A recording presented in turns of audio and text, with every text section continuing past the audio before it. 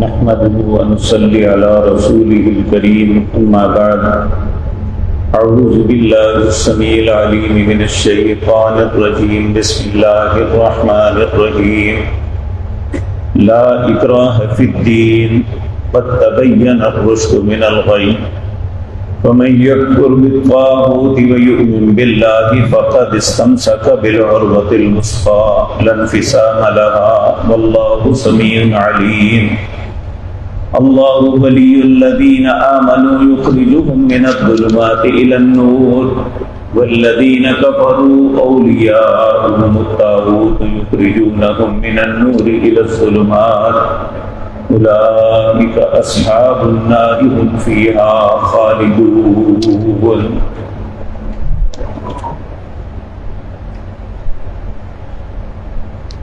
حضرات محترم، یہ سورۃ بقرہ کی آیت نمبر 256، اس کا شان نزول یہ ہے کہ اہل مدینہ جب ان اسلام سے قبل ان کے ہاں جب کسی کی اولاد نہ ہوتی یا بیٹا نہ ہوتا تو وہ نظر مانتے اگر مجھے بیٹا ملا تو میں اسے یہودی بناؤں گا. یعنی اس وقت تصور یہ تھا کہ یہودی جو ہیں یہ دنیا میں دین کے اعتبار سے سب سے اللہ کے قریب ہیں، اور پھر جب اللہ انہیں بیٹا دے دیتا تو وہ اسے یہودی بنا دیتے.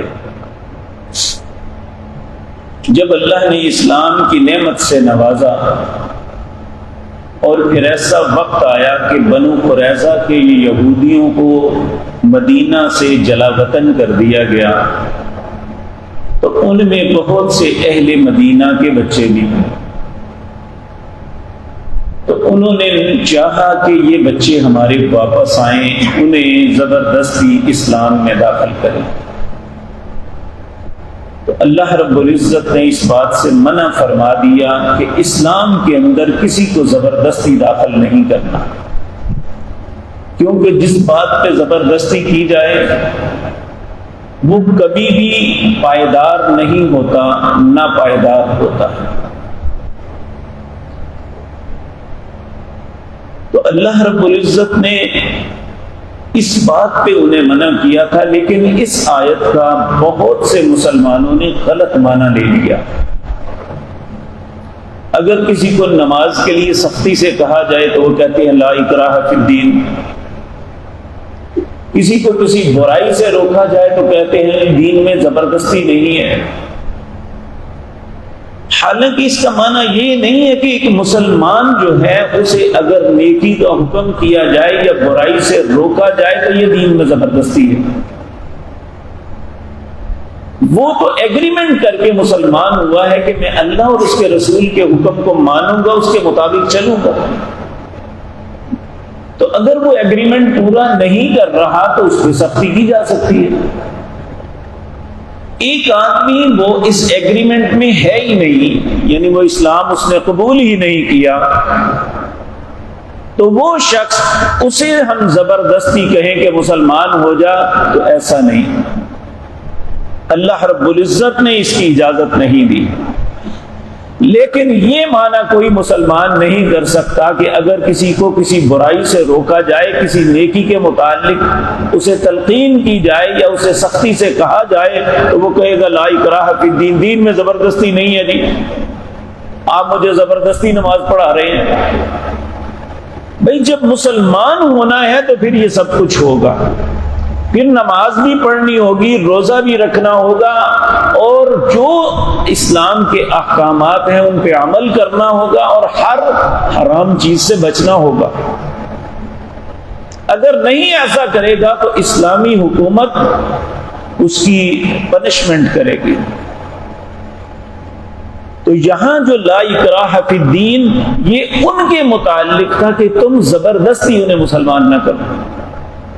اگر کوئی خوش دلی سے اسلام کی حقانیت کو سمجھ کے قبول کرتا ہے تو فبیہا.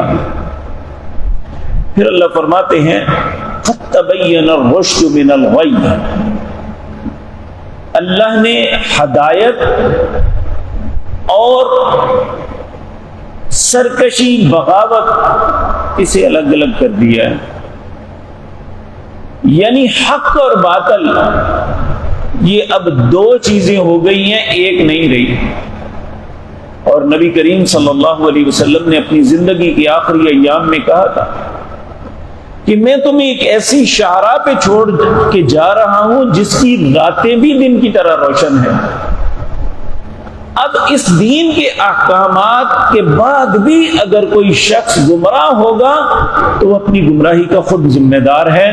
یہ نہیں کہ اس کے سامنے اسکیچ نہیں ہے، اس کے سامنے کوئی آئیڈیا نہیں ہے کہ مجھے زندگی کیسے گزارنی ہے.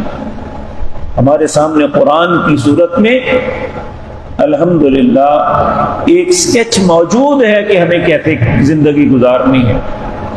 ہمیں رسول اللہ صلی اللہ علیہ وسلم کی سیرت مطہرہ اس کا ایک پورا جو ہے نقشہ موجود ہے کہ ایک انسان اپنی زندگی خیر کے ساتھ کیسے گزار سکتا ہے اور شر سے کیسے بچا سکتا ہے.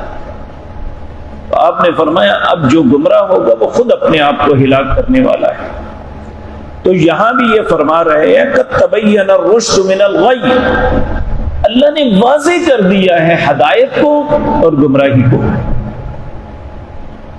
فَمَن يَكْفُرْ بِالطَّاغُوتِ، جو شخص طاغوت کا انکار کرتا ہے، اللہ کے علاوہ جو غیر یا شیاطین جو غلط رستوں کی طرف بلاتے ہیں ان کا انکار کر دیتا ہے، میں نہیں مانتا. فَمَن يَكْفُرْ بِالطَّاغُوتِ وَيُؤْمِن بِاللَّهِ، اور وہ اللہ پہ ایمان لے آتا ہے، فَقَدِ اسْتَمْسَكَ بِالْعُرْوَةِ الْوُثْقَىٰ، اس نے ایک مضبوط کڑا پکڑ دیا ہے. یعنی وہ ایک بہت محفوظ جگہ پہ آ گیا ہے. فَقَدِ اسْتَمْسَكَ بِالْعُرْوَةِ الْوُثْقَىٰ لَا انفِصَامَ لَهَا، جو کبھی نہیں ٹوٹے گا. واللہ سمیع علیم، اللہ سننے والا اور جاننے والا ہے. اب سوال یہ پیدا ہوتا ہے کہ یہ مضبوط کڑا، یہ ایمان، اس کا فائدہ کیا ہوگا؟ تو اللہ رب العزت فرماتے ہیں اللہ ولی الذین آمنوا، ایمان کا فائدہ یہ ہے کہ اللہ ایمانداروں کا دوست ہے. ایمان کا انعام یہ ہے کہ اللہ انہیں اپنا دوست بنا لیتا ہے یا اللہ ان کا دوست بن جاتا ہے. اللہ ہمیں بھی ایمان کی نعمت سے نوازے. اللہ ولی الذین آمنوا، اللہ ایمانداروں کا دوست ہے. اور جن کا اللہ دوست بن جاتا ہے انہیں کیا ایڈوانٹیج ملتا ہے؟ یخرجہم من الظلمات الی النور، اللہ اندھیروں سے نکال کے اسے روشنی میں لے آتا ہے. جہاں بھی نور اور ظلمات ساتھ ساتھ آئے ہیں، یہاں نور سے مراد ہدایت اور اندھیروں سے مراد گمراہی ہے. اور نور واحد کا صیغہ لائے ہیں، ظلمات جمع کا صیغہ لائے ہیں. کیوں؟ گمراہیاں بہت سی ہوتی ہیں اور ہدایت کا رستہ ایک ہی ہوتا ہے. ہدایت کے رستے بہت سے نہیں ہیں. ایک دن نبی کریم صلی اللہ علیہ وسلم نے اس طرح ایک خط لکیر کھینچی اور اس کے بعد اس کے کراس اتنی لکیریں بنائی. آپ نے فرمایا یہ جو سیدھی لائن ہے نا، یہ سیدھا رستہ ہے، اور یہ جو سائیڈ پہ جو کراس جا رہی ہیں نا، یہ سارے گمراہی کے رستے. اسے سیدھا رستہ وہ ہے جو اللہ نے بتایا، جس کی نشاندہی جناب محمد الرسول اللہ صلی اللہ علیہ وسلم نے فرمائی. اللہ ہم سب کو اسی رستے پہ چلا دے. تو اللہ رب العزت جو اہل ایمان ہے ان کا دوست بن کے کیا کرتا ہے؟ یخرجہم من الظلمات، انہیں گمراہیوں سے نکال کے الی النور، ہدایت کے رستے پہ لے آتا ہے. والذین کفروا، جو لوگ کفر کرتے ہیں، اللہ کی بات نہیں مانتے، اس کے رسولوں کی بات نہیں مانتے، اولیاؤہم الطاغوت، وہ تو طاغوت کے شیاطین کے دوست ہیں. یخرجونہم من النور الی الظلمات، وہ شیاطین اسے راہ ہدایت سے بھٹکا کے اندھیروں کا راہی بنا دیتے، گمراہی کے رستے پہ ڈال دیتے. اور جب کوئی انسان گمراہی کے رستے پہ پڑ جاتا ہے نا، پھر کا انجام بہت خوفناک ہے. اللہ کہتے ہیں اولئک اصحاب النار، وہ تو آگ والے ہیں، ہم فیہا خالدون، اس آگ میں ہمیشہ رہیں گے. اب مجھے اور آپ کو یہ بات سمجھ لینی چاہیے، ایمان کا فائدہ کیا ہے؟ اللہ ولی الذین آمنوا، ایمانداروں کا دوست اللہ بن جاتا ہے. اور کفر کا نقصان کیا ہے؟ والذین کفروا اولیاؤہم الطاغوت، شیطان اس کے دوست بن جاتے ہیں.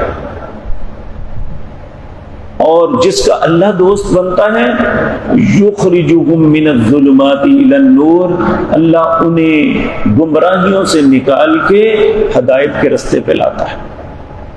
اور جو کفر کرتے ہیں، جن کے دوست شیاطین بنتے ہیں، یخرجونہم من النور الی الظلمات، وہ انہیں ہدایت کے رستے سے بھٹکا کے گمراہیوں میں ڈال دیتے ہیں. اور جب انسان گمراہی میں پڑ جائے، العیاذ باللہ، اللہ ہم سب کو اپنی پناہ میں رکھے، پھر فرمایا اولئک اصحاب النار، وہ آگ والے ہیں، ہم فیہا خالدون، اس آگ میں ہمیشہ رہیں گے. اللہ ہمیں آگ والا نہ بنائے، بلکہ اصحاب الجنت میں ہمارا نام لکھ دے. اللہ رب العزت ہمیشگی کی زندگی جب ہمیں عطا کرے تو ہمیں جنت والوں کا ساتھی بنا دے، اور ایسے کام کرنے کی توفیق عطا فرمائے. ہمیں اللہ سے دوستی نبھانے کی توفیق عطا فرمائے جن سے ہمارا رب راضی ہو جائے اور ہم اصحاب الجنت میں بن جائیں. اللہ ہمیشہ ہماری حفاظت فرمائے، ہمیں اپنی پناہ عطا فرمائے کہ ہم شیاطین کے دوست بن کے گمراہی کے رستے میں بھٹک جائیں اور جہنم کا ایندھن بن جائیں. اللہ ہم سب کی حفاظت فرمائے. اقول قولی ھذا واستغفر اللہ.